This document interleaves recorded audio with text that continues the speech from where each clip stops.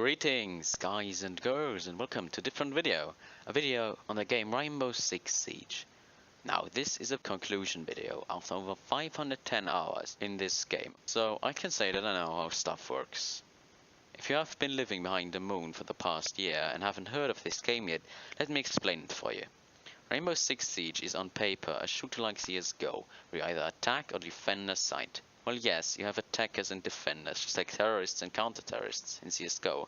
The maps are very different. First, you only have one main building on the overall map, with some exterior.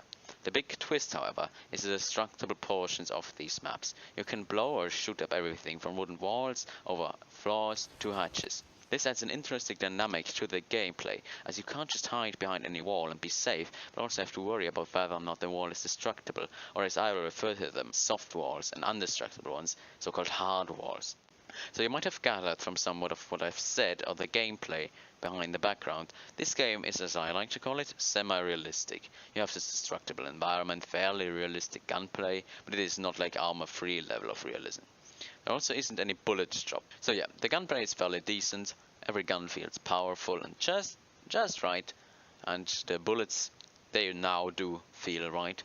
But for example, you can't run and gun like COD or Battlefield, as the hipfire just goes up crazy after the first few rounds are fired. And now let's start with Rainbow Six's heroes. The game refers to them as operators or counter-terrorist operators, and each of these operators have unique gadgets, but they all have similar secondary gadgets, or they can choose from an armory of similar secondary gadgets. And each primary gadget is unique to each operator. They also have individual weapons. But like for example, the pistol between CTU is also shared. So you also have the same pistol, for example, as secondary weapon.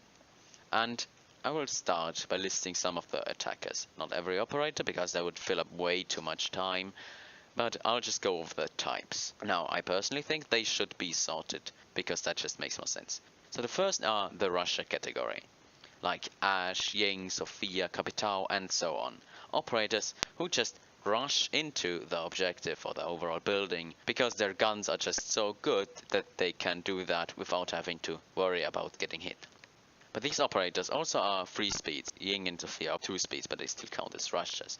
For example, with Ash, you have this big amount of speed where you can just virtually matrix any real gunfight if you can do that. Right? These are usually 3 speeds. They are very weak, however, means that they have only 1 armor. The way how armor is regulated in this game is that you have 1 armor and 3 speed. You have 2 armor and 2 speed, and you have 3 armor and 1 speed.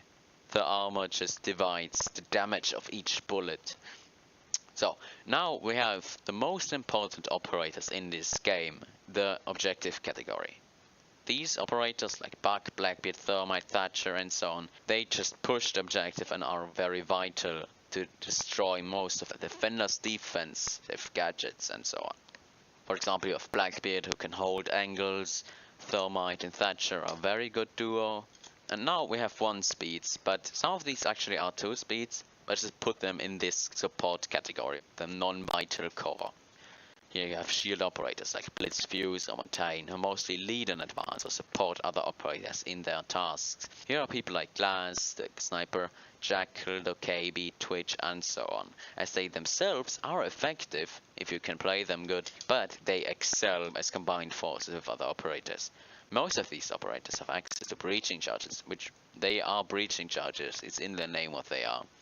Then you have your usual claymores, flashbangs, smoke grenades and frag grenades. But here's the big twist, you can only equip 1 secondary gadget at a time. Means you only have breaching charges, you either have claymore, flashbangs, smoke grenades or frag grenades. But each operator only has access to 2 of these. So for example, Sledge has only access to frag grenades and flashbangs, or Sophia only has access to a claymore and flashbangs, I think. So all of these operators have access to drones. And the way how droning in this game works is that all of these drones spawn in the prep phase, and sort of the mini objective of these little drones is to find out where the objective of the enemies is and what operators have been chosen, so they know more intel. And this plays into a big chunk of the game, which is intel in itself. And I'll just talk about this right here. If you are new to the game, you have to learn every operator's name and how they look like. Because callouts and droning, extremely important in higher level. It's just very important and you can get a huge advantage over other players. So some operators have abilities to take the place of some of these gadgets. For example, Ash and Sophia have grenade launchers, which can be used as replacement for breaching charges. They don't shoot actual grenades, they shoot projectiles and they just blow up. For example, Ash has this sort of round that drills into a wall and then blows up, and Sophia has these impact grenades. I don't know how I should call them. So these can work as a replacement for breaching charges or frag grenades. And if you play them cleverly, they can even play out as flashbang, such as overall distraction. So now we're finished with the attackers. Not with all attackers, of course, I told you that, but with the overall main 3 types. Now we have the defenders. And the defenders, they also have 3 main categories. You have roamers, like Caveira, Jäger, Vigil or Clash. Basically any free speed is good at being a roamer. These operators roam the building, flanking the enemy and distracting them from overall pushing the objective. And again, in theory, you can roam with every operator, but some operators are just better in the objective, thus not good for being used as roamers. And now you have patrols, or 2 speeds. Smoke, Frost, Legion and so on. They all have abilities that sort of have to keep them at the objective. For example, Legion gets his goo mines more into the round, means he can just deploy all of his gadgets and then leave the objective. While some Legion players do that, it is not a very good strategy. But what they do is also just stalk around the objective, picking off enemies and just distracting the overall enemy. And now we have anchors, like Echo, Doc, Rogue. These just stay in the objective, anchoring and assisting the roamers by checking the cameras and so on. Defenders also have access to secondary gadgets, each have a unique primary gadget or ability. Because, for example, Caveira has his silent step ability, which just allows it to not make any sound at all while moving. Now, the gadgets are deployable shields, barbed wire, impact grenades and bulletproof cameras. And yes, again, each operator has only access to 1 of these gadgets at a time. But the defenders also can reinforce some walls, which are sort of the drone slot. If you reinforce a soft wall, for example, bullets can't penetrate it anymore, and a breaching charge can't open it. But here the attackers have hard breachers, like Thermite or Hibana, and the newly introduced Maverick, who are the only ops in this game that can open hard walls.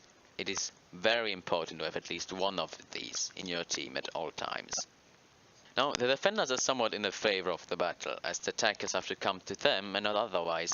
Thus, the defenders can choose where they engage and when they engage and how they engage, while the attackers have to basically walk into the lion's mouth and wait for it to close.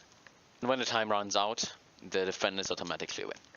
Now, a casual round is built up like this. First you have 45 seconds prep phase in which the drones scan for the objective and the enemies, and then the defenders place their gadgets and reinforce the walls. Then you have 4 minutes in which attackers have to attack the objective and capture it in order to win the round. If they fail doing that, the defenders automatically win, as I said before. A ranked round only has 45-second prep phase and only 3 minutes attack phase. If you're good at math, or you know how to count, you saw that there's a 1 minute reduction from casual to ranked. Now this puts you in an extremely tight spot as an attacker, because this -1 minute is so stressing, because you don't have that extra minute to do what you want to do. And now my personal opinion. So Rainbow Six Siege is a very balanced game, and it is a lot of fun to play with friends. If you have just some spare bucks lying around, buy this game with some friends. It is so much fun. It can be frustrating at times, yes, but if you do get good and you learn how to play the game, it is so extremely satisfying. Because sometimes you can just stomp over every enemy, because your knowledge of the game is just far greater than them. This knowledge of maps and how the weapons work and how the gadgets works, it helps you extremely out. Because, for example, I'm at the stage where I can know what operator the enemies have picked just by hearing 1 gunshot. That comes in very handy at a lot of times. You might have noticed that I love this game. I really love it. And it is a jewel in the FPS branch. But there are a few problems, and I will list them.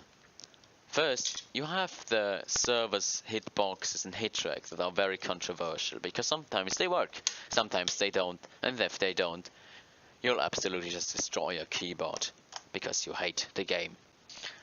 And now, the first big problem is the casual mode. This mode makes no real sense, as for example, you have to play this mode until level 20 and then you unlock ranked.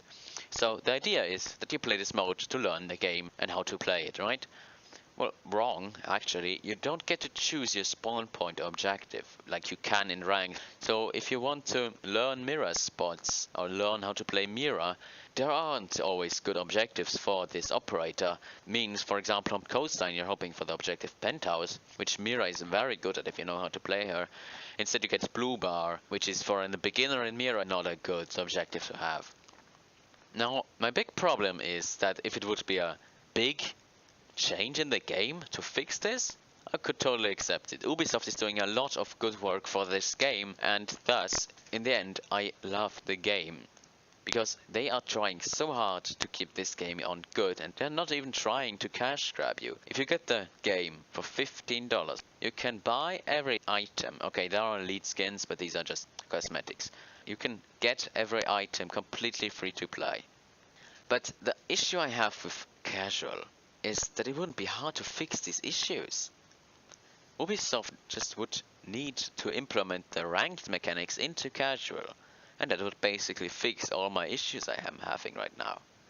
So my overall conclusion, a few short words. This game is an absolute masterpiece.